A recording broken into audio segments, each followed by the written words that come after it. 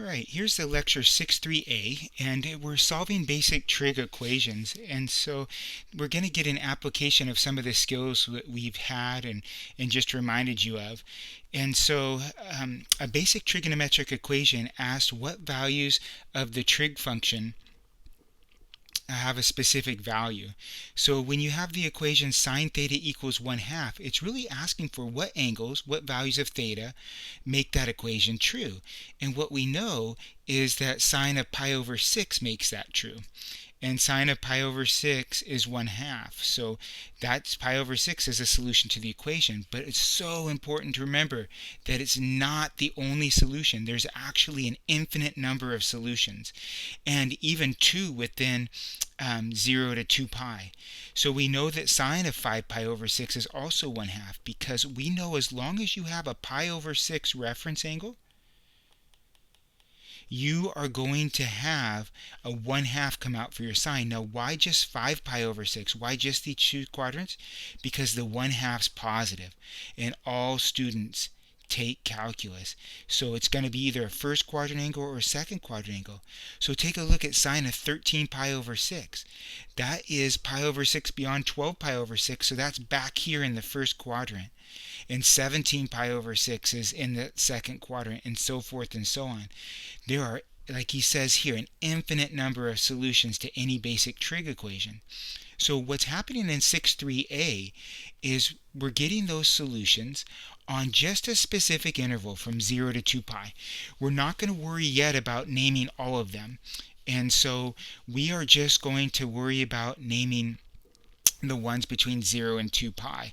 And so the two solutions, as we look at the equation sine theta equals 1/2, well, we know that sine corresponds to y, and a 1/2 in the y would be the smaller angle, the pi over 6 or 30-degree angle.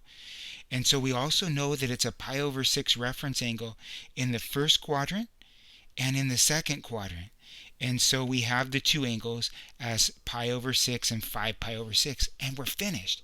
So much of this is going to rely upon our memorization, and it's actually what's being desired out of this. We want to build a better you. We want you to be able to know your trig functions in and out for the basic angles, for the standard angles. So what about sine theta equals -1/2? Well, it's also going to have a pi over 6 reference angle. Sine theta corresponds to y. The one that has the 1/2 in the y is the pi over 6. Now, the difference is it's not a pi over 6 reference angle in the first quadrant or the second quadrant, because that's where sine's positive. But it's going to be in the third quadrant and fourth quadrant. And so where is it going to be? It's going to be pi over 6 beyond pi in order to be in this third quadrant, right? This is pi over 6. So what's that? That's 6 pi over 6 plus pi over 6, and that's where he's coming up with 7 pi over 6. We also know that it is going to be a fourth quadrant angle. So where are we in the fourth quadrant? In the fourth quadrant, we're right here. Let me go back here and get a pen. We're right here in the fourth quadrant, backed up pi over 6. From where? From 2 pi. But we're not quite there, so we're going to take 2 pi and subtract away pi over 6, or 12 pi over 6 minus pi over 6. And that's exactly where he's coming up with 11 pi over 6. So I wanted to at least explain that once so you knew where he was quickly able to, or how he was able to quickly get 7 pi over 6 and 11 pi over 6. So what about cosine theta equals 1/2? Now I need that 1/2 on the x, and that's a 60-degree angle over pi over 3.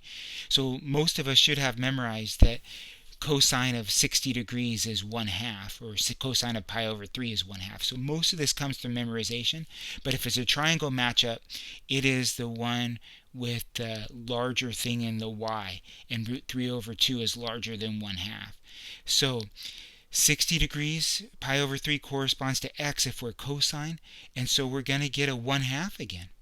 And so we're wanting to know when cosine theta is equal to 1/2.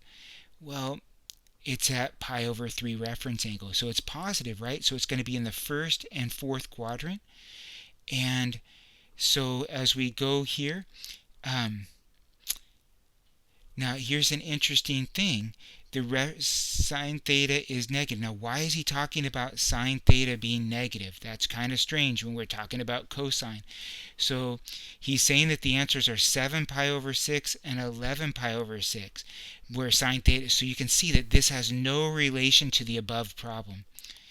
So unfortunately, all of this is a mistake.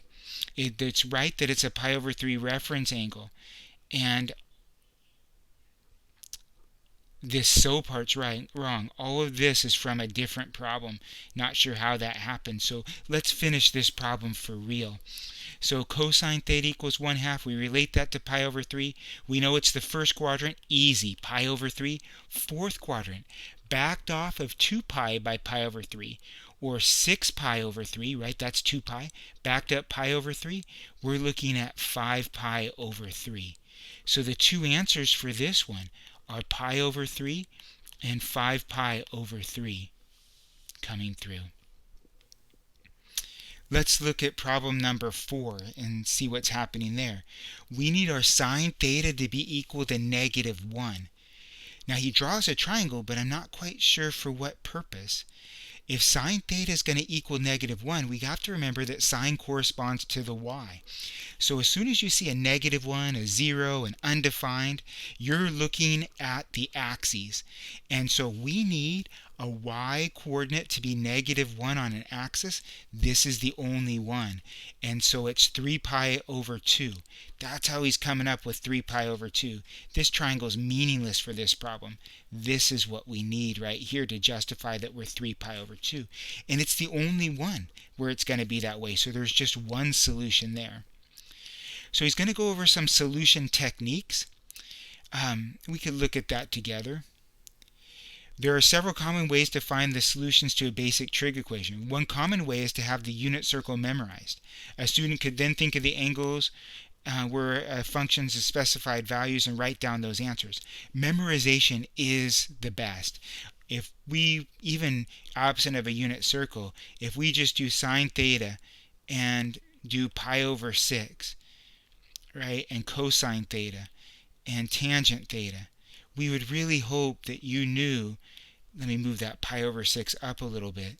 This is the ideal when you walk into your next class, that you can just know that sine theta is 1/2, cosine theta is √3 over 2, and tangent theta is sine divided by cosine, and so that's going to be a √3 over 3. So that would be ideal if you knew that sine of pi over 6 was 1/2, because then that would tell you what pi over 3 is. It's √3 over 2. And this is the 1/2, and this then is √3. And for pi over 4, it would be √2 over 2, √2 over 2, and 1. That's the ideal. If you're not there yet, please get there. You chose a major where trig is a very important piece of it. And so he's giving you some ways to solve. You'll get really good if you practice, but spend the time memorizing. I promise you it will be worth your effort. And that's what I did, a chart that shows which quadrant functions are positive and negative and all of that stuff. So let's look at example 1. We need sine theta to be equal to 1/2. Well, we've done this problem. I don't know why we're doing it again, but let's take a look at it. So sine theta is equal to 1/2. So we know that that's a pi over 6 reference angle, either because we have the triangle memorized, the unit circle memorized, or just it memorized in general. So sine theta corresponds to the y. The y for a pi over 6 would be 1/2. It's positive, and so where is sine positive? In the first and second quadrant. So it's positive in that first and second quadrant. So all we need is a pi over 6 reference angle in the first quadrant. No problem. First quadrant is the reference angle itself, pi over 6. Second quadrant, we're backing off of 6 pi over 6 or pi by pi over 6, and we're getting 5 pi over 6. And we can see him come up with that as well. If we look at example 2, cosine theta is negative √3 over 2. So we first note by figuring out what it is for a positive value. So that's what he's saying here. Don't pay attention to the sign yet. Just worry about who gives you √3 over 2 in that first quadrant. And so the first quadrant angle that gives us root 3 over 2 as a cosine is pi over 6, right? We have that memorized. And so cosine of pi over 6 is root 3 over 2. So now we know it's a pi over 6 reference angle where cosine is negative. Well, cosine's negative in the second and third quadrant. So let's go see where he says that. Perfect, right here in the second and third quadrant. So a pi over 6 reference angle in the second quadrant is backed up pi over 6 from 6 pi over 6 to 5 pi over 6. And in the third quadrant, you're moving forward pi over 6 from 6 pi over 6 to 7 pi over 6, right? Because we know that this is pi right here. And so 6 pi over 6 would be a rewrite for that. And we're just backing up and forward from that. As we look at example 3, tangent theta is negative 1. Well, tangent theta being negative 1 is y over x. Now, he has a big mistake here. And you can see that he has mistakes all over the place. But it is not a pi over 2, and then he writes a pi over 6 because he thinks they're the same. The right answer actually is down here, a pi over 4. I didn't know about these mistakes before doing these lecture videos, so I'm super happy. If you need your y and your x to be the same to get a 1, so he's right, you consider just the positive 1. Hey, who's going to give me the 1? I need my sine and cosine to be the same. That's at a pi over 4 reference angle. So this should read pi over 4, and this should read pi over 4. And then I think the rest will just flow. Find the quadrants with the required sign. Well, the required sign is negative. So let's figure out the quadrants. All students take calculus. If it's negative, it's got to be quadrant 2 and quadrant 4, just like he mentions here, right? And so quadrant 2, we're going to back up from pi, right? If we're going to be in quadrant 2, we're going to back up. And so that's 4 pi over 4 minus 5 pi over 4 for 3 pi over 4. And if we're in quadrant 4, we're going to be over here at 2 pi, which is 8 pi's over 4. And we got to back up 1 pi over 4 for 7 pi over 4. So pretty awesome coming through. So secant theta equals 2 root 3 over 3. Now here's where I get a little bit confused, right? Personally, I don't have my secants memorized. I just figure them out. So secant is related to cosine. And so I need a 1 over x to be 2 root 3 over 3, and I believe he's right as a pi over 6. What I do have memorized is that cosine of pi over 6 is root 3 over 2, and if I were to flip that to get secant and get 2 root 3, then 2 over root 3, then I would get 2 root 3 over 3 as the rationalization. So it is a pi over 6 reference angle. How did I get it so quickly? Because I knew cosine of pi over 6 was root 3 over 2, and if I flip that, I get the 2 root 3 over 3. If you're going off of a triangle, you would use the 1 over x approach and find it that way. So the reference angle is definitely a pi over 6. It's positive. Now secant's positive wherever cosine's positive. And cosine is positive in the first and fourth quadrant, which is what he says here. And so the first quadrant angle is the reference angle itself. The fourth quadrant angle is backed up pi over 6 from 12 pi over 6 or 11 pi over 6. If we look at example 4, he's going to pick some quadrantal angles. And so he's picking sine theta equals 0. Okay, so we know sine theta corresponds to the y, so very easy for us. Let's just put out the unit type of circle. This is 1, 0, this is 0, 1, this is negative 1, 0, and this right here is 0, negative 1. Now sine corresponds to the y, so where are y 0? Right here and right here, or at 0 degrees and at pi degrees. That's where he's coming up with 0 and pi, when you're right on the x-axis and you're up none in the y direction. So cosine theta equals 0. I can use my same picture up here, but I'll redraw it. Well, cosine corresponds to x's. Here's where my x's are 0. And so where is that? Obviously pi over 2 going up like this, and not negative pi over 2. We could do it that way, but it's 3 pi over 2 because I got to be between 0 and 2 pi. Example 6. I need my cosine theta to be equal to negative 1. Well, cosine corresponds to x. Well, my x's here, my x's are 0, 1. Here's a 1, 0. And here's a negative 1, 0. And this one down here would be a 0, negative 1. So where is my x-coordinate negative 1? Only here. Only at pi. So only one answer in that interval. And then example 7. As we look at example 7, they want sine theta to be equal to negative 1. Again, I would say, okay, negative 1 is going to be right on an axis. Let's figure out where it is. I'll just go around. So this is 0, 1.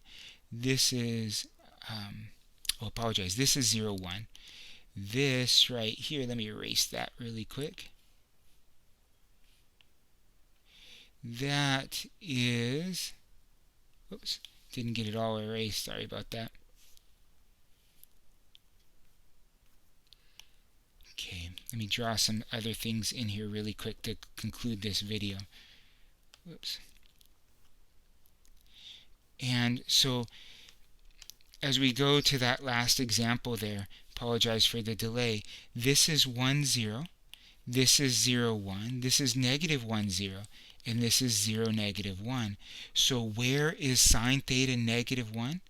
Sine corresponds to y. Here's the only time our y has a negative 1 value at between those 0 to 2 pi at 3 pi over 2. So that one's done correctly. So awesome. Hopefully this helps. There's some great homework in there for you to try with answers in the back. So great. Have a good rest of your day, and I'll go make the 6.3b video.